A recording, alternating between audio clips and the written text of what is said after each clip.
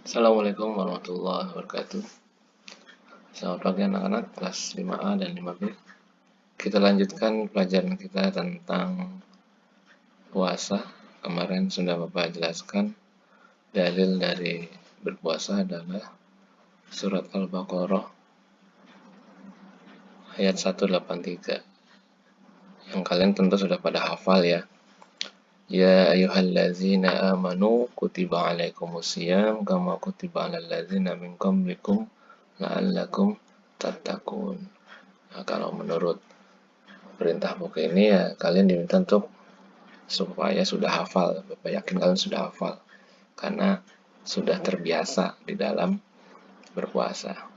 Ketentuan-ketentuan puasa dari lanjutan pelajaran kita adalah yang pertama syarat wajib puasa. Kemarin sudah Bapak sampaikan bahwa syarat adalah suatu ketentuan yang harus kita penuhi sebelum kewajiban itu kita lakukan ya.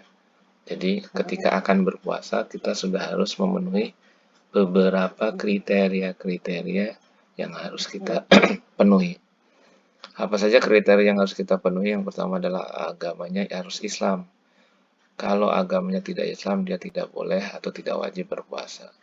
Kemudian dia harus berakal sehat. Artinya berakal sehat, orang pingsan, orang gila tidak diwajibkan berpuasa. Berikutnya adalah balik atau dewasa, maka anak kecil tidak wajib berpuasa. Lalu bagaimana dengan anak kelas 5 yang berpuasa? Anak kelas 5 yang berpuasa itu adalah bagian dari pelajaran berpuasa. Kalian tetap mendapat pahala kebaikan dari berpuasa dan orang tua kalian, kedua orang tua kalian pun mendapatkan ganjaran pahala dari perbuatan baik yang kalian lakukan seperti berpuasa di bulan Ramadan. Jadi kalian jangan berkecil hati karena di sini dimintanya sudah dewasa sementara kalian masih kecil.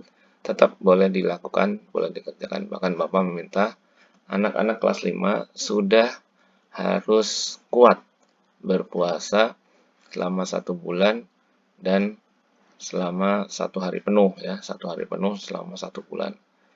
Nah, bagi yang tidak kuat tidak dipaksakan, tapi sebaiknya kita berusaha meningkatkan. Kalau kemarin kelas 4 kalian belajar berpuasa sampai azan zuhur, sekarang kita coba sampai azan maghrib. Kalau tidak mampu ya berarti nanti boleh berbuka di tengah jalan. Tetapi untuk anak-anak SD Tehania sudah terlatih berpuasa sunnah, maka sebaiknya kalian berpuasa sepenuhnya yaitu sebulan penuh atau 1 hari penuh. Kita lanjutkan syarat sahnya berpuasa.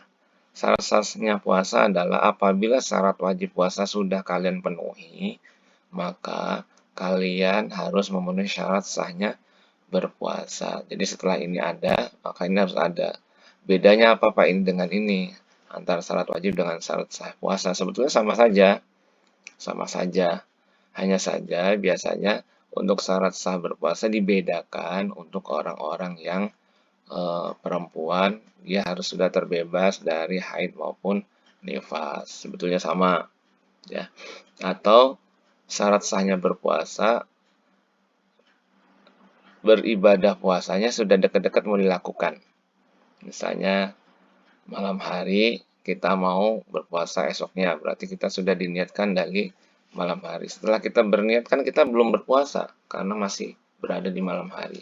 Berpuasanya mulai besok setelah subuh ya. Jadi sebetulnya tidak jauh beda antara syarat wajib puasa dengan syarat sahnya puasa. Beberapa keterangan syarat wajib puasa dengan syarat sahnya puasa dijadikan satu ya. Dijadikan satu. Itu tidak jadi soal buat kita. Yang penting kita memahami bahwa syarat itu adalah sesuatu yang harus dipenuhi ketika kita akan melaksanakan ibadah. Dan di sini ada niat puasa. Ini sebetulnya bukan niat, tetapi lafal niat. Karena niat itu adanya di hati kalian masing-masing. Tetapi untuk lebih memantapkan pekerjaan kita, maka niat itu dilafalkan. dengan bacaan nawaitu shauma ghadin an adai fardhu syahri Ramadhana hadhihi sanati lillahi ta'ala. Pak, kalau tidak hafal bagaimana Pak? Tidak apa-apa. Kalau tidak hafal tidak apa-apa. Yang penting kamu benar tidak hafal bahwa saya niat berpuasa esok hari untuk menunaikan kewajiban di bulan Ramadan. Yang berikutnya adalah menahan diri dari segala hal yang membatalkan puasa. Ini kaitannya dengan syarat sahnya puasa. Dan juga berpuasa pada waktunya, yaitu sejak terbit fajar hingga terbenamnya matahari. Nah, ini seperti tadi yang Bapak sampaikan. Makanya ada beberapa pendapat yang mengatakan syarat sah puasa dengan syarat wajib puasa dijadikan satu. Karena semua ini belum dilakukan. Karena yang akan dilakukan adalah esok.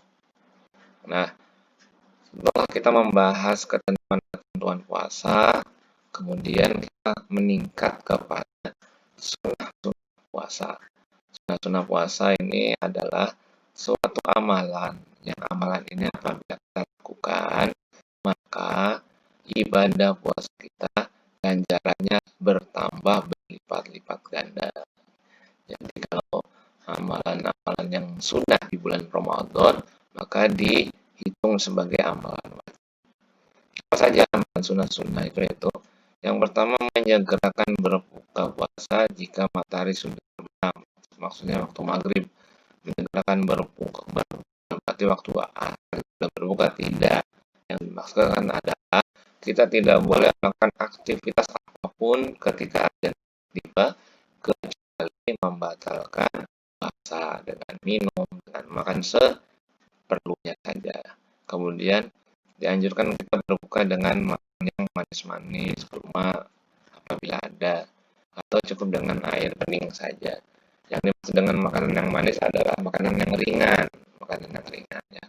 Kemudian kita berdoa pada waktu berbuka puasa. Ini yang menekankan bagi anak-anak harus hafal doa berbuka puasa. Terserah doanya apa saja. Apakah Allahumma lakasumtu sampai akhirnya itu, atau menggunakan Allahumma lakasumtu yang seperti yang ada di TV itu. Kalau di teks buku ini adalah Allahumma lakasumtu wa ala rizkika aftartu zahabal zoma'u wabtalakil uruku wasabatal ajru insya Allah. Ini boleh dihafal. Atau Allahumma lakasumtu wa bika amantu wa ala rizkika aftartu birahmatika ya arhamar rahimin. Boleh itu juga. Jadi jangan terlalu kaku dengan doa-doa begitu. Kalau kamu hafal yang ini ya silakan, hafal yang itu ya silakan. Tidak usah terlalu kaku, harus ini, harus itu, tidak. Yang penting kalian memiliki peningkatan-peningkatan dalam setiap puasa, dalam setiap tahun. Tahun ini kita nanti berpuasa, tahun lalu kita berpuasa dengan kondisi ada wabah corona. Tahun depan mungkin kita puasa bisa jadi lebih berat, bisa jadi lebih ringan. Kita tidak tahu apa kedepannya di kejadian di tahun depan. Oleh karena itu, maka dengan memahami ketentuan-ketentuan puasa seperti syarat wajib puasa, syarat sahnya puasa, sunnah-sunnah puasa, maka ilmunya berpuasa kita menguasai sehingga puasa kita lebih berkualitas. Terima kasih atas perhatiannya. Bagi yang belum menyerahkan tugas PAI, masih Bapak tunggu. Ya, kalian nanti cukup hanya menyimak video yang berikut ini ya. Jangan sampai tidak menyimak, nanti kalian begitu ulangan tidak mengerti. Dan boleh apabila ingin ditanyakan, semuanya ditanyakan di Telegram pribadi ya. Jangan melalui WA, Bapak bisa baca WA kalau melalui WA. Silakan kamu pertanyakan lewat Telegram pribadi. Terima kasih. Selamat pagi. Assalamualaikum warahmatullahi wabarakatuh.